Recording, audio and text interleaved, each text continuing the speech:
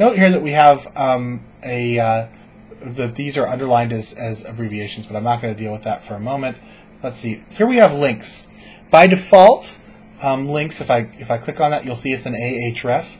By default, they're colored blue by most browsers, and they're underlined by most browsers. So let's say we wanted to do a couple of things. First of all, let's say I really don't like underlining, and so I think we ran into this before. We could do A, and we're going to do text decoration none, and you'll see if I do that, I get rid of the underlining because I really don't like it. I guess we could do it overlining, or we could do strike. We wouldn't want to do strike through. What we could do is this. We could do a background color of yellow, and that's not bad. That means all our links are kind of highlighted. That works.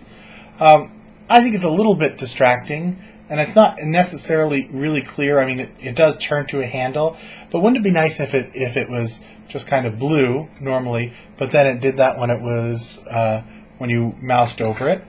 So we're going to make use of what's called a pseudo class called hover. Actually, there's 3 pseudo classes for the A element. One of them's hover, the other one's link, 4 of them. Hover, link, active, and visited. And we're going to use hover, which is the most frequently used, and that changes the style when you're hovering with your mouse over something. So let's have it be normal except when we hover over it, and then let's have it turn yellow. So we'll go ahead and move this property down to only when it's a hover. And we'll save that, and we'll go over here and refresh it, and we've got this, and as you can see, when I mouse over it, it gets the stuff in the background. We could do all sorts of things in there. We could, for example, font style italic. Note here that it's not italics. There's no S on there, it's italic. Okay, I'll save it.